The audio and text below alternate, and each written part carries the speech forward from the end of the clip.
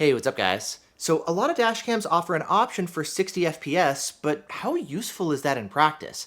Does it actually offer some benefits, especially when it comes to capturing some additional detail like helping to freeze frame license plates? And if so, should you opt for a dash cam that offers 60 FPS and run it in that mode when you've got it installed in the car? Well, to understand the real-world benefits of running at 60 FPS, we'll take a look at this here in two parts. For the first part, we're going to talk a little bit about camera theory and exposure, so that once we get to the second part with taking a look at a bunch of real-world comparison examples, we've got a better understanding of how all this stuff works. Now, looking around online, I've noticed that most dashcam manufacturers have started moving away from advertising 60 FPS as a way to help better capture details and freeze actions such as moving license plates, and instead they're now presenting 60 FPS as a way to get smoother video. And this is definitely true. When you're recording twice as many frames at 60 FPS instead of 30, yes, the video footage will definitely be smoother. Plus, if you ever want to slow the video footage down in case somebody's speeding past you or something, well, having twice as many frames will also help when you're playing the video back slow-mo. It's also important to be aware that 60 FPS is going to lead to larger file sizes because you're capturing twice as many frames per second, twice as much information. And so if you don't want to get crazy huge file sizes, they might actually have less information and detail per individual frame, though this can certainly vary depending on the dashcam manufacturer's bitrate selection, their video compression algorithm choices, etc. But the real question I want to take a look at here is, how does frame rate impact motion blur? Well, it can in some situations, but that's really not what it's for.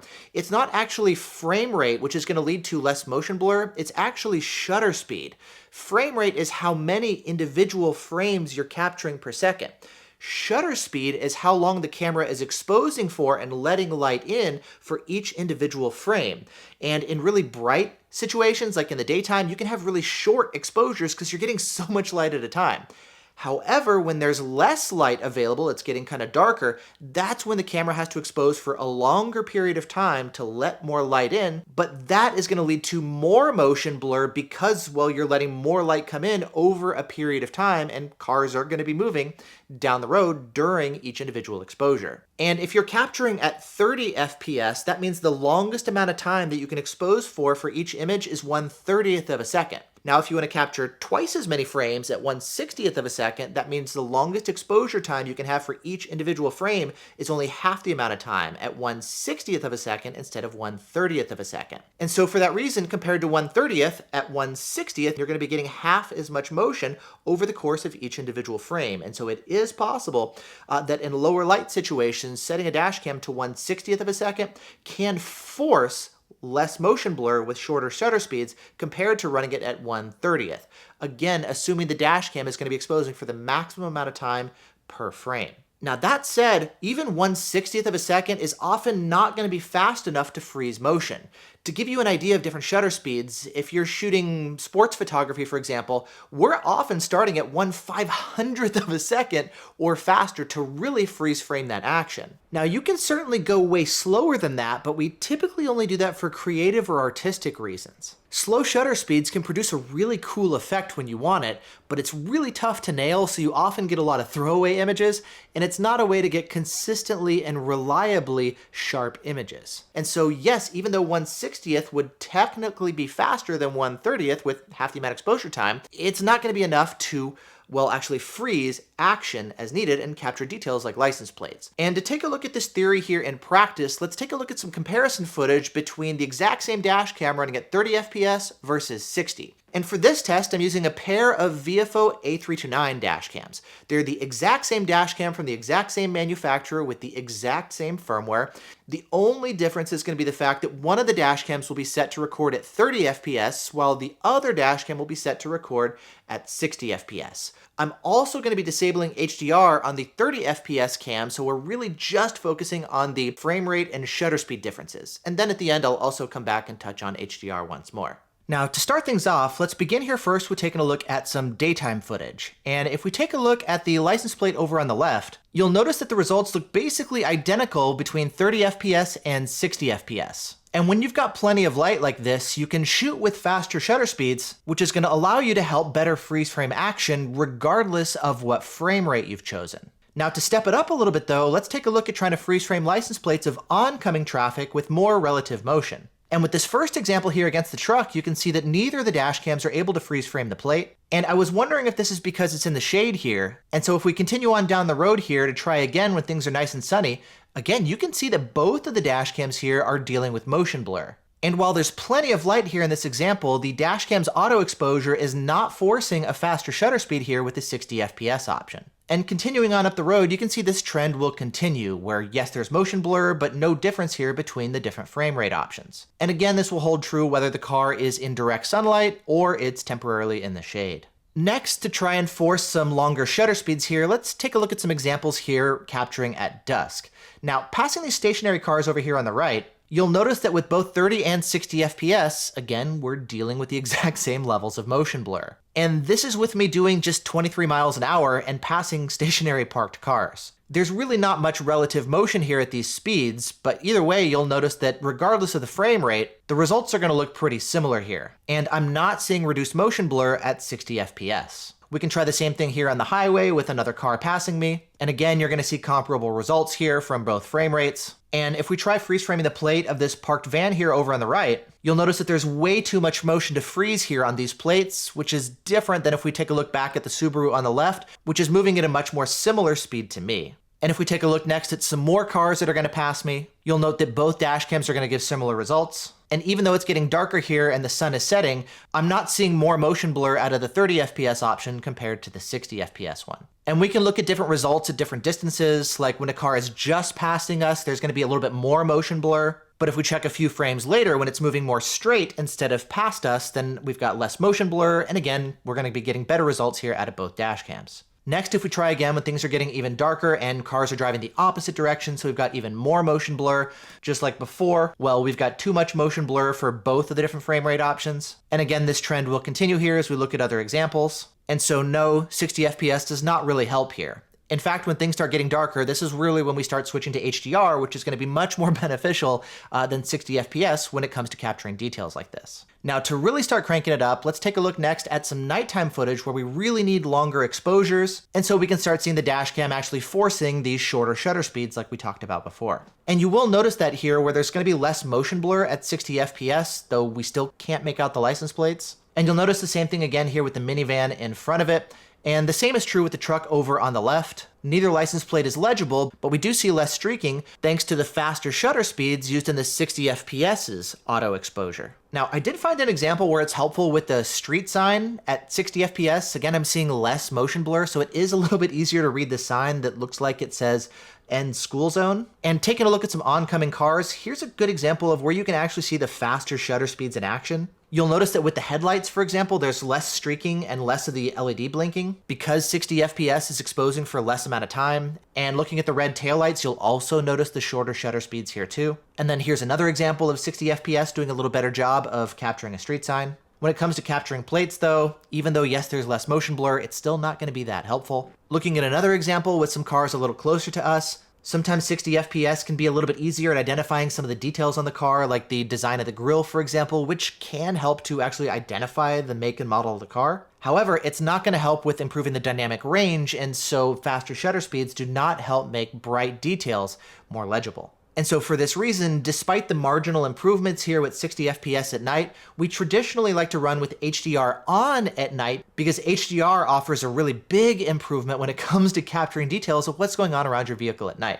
Now, your results will vary, of course. You're not always going to be able to capture the plate even with HDR turned on, but I do find that overall the results do tend to be better with HDR on at 30 FPS compared to running at 60 FPS. The one exception to this, though, I found is if you're driving around when it's starting to get darker but your headlights are not shining directly on the plate. In those situations, yes, the shorter shutter speed can actually help you better freeze frame plates. Again, your results will vary here just like they did with HDR, but it's a pretty small window for when the 60 FPS and darker light is going to be beneficial. Typically when things get darker, that's usually when we wind up switching to HDR because you do wind up getting more benefit running HDR compared to trying to use the faster frame rate. Now, what if we wanted to get the best of both worlds where we can use both 60 FPS at night to force those faster shutter speeds, as well as HDR to get those improvements in dynamic range. Well, to better understand that, let's talk a little bit here first as far as how HDR works. Well, the idea as far as how companies are currently implementing it is they're using a feature called Digital Overlap HDR, or DOL HDR. And the idea is they're using two separate exposures at different times, one bright one and one dark one, and then combining them or overlapping them to give you one single exposure. That's why if you take a closer look at a moving HDR shot, you'll see a freeze frame of the license plate, that's the shorter exposure that's exposing for the brighter area, and then you'll see a longer streak back behind it when the camera is exposing for longer to expose for the darker areas. And because you're combining two different frames like this for each individual frame of the final video, even if you're recording at 30 FPS with HDR, you're actually capturing 60 frames per second and then just combining every other frame. And so 30 FPS HDR is actually already capturing at 60 FPS.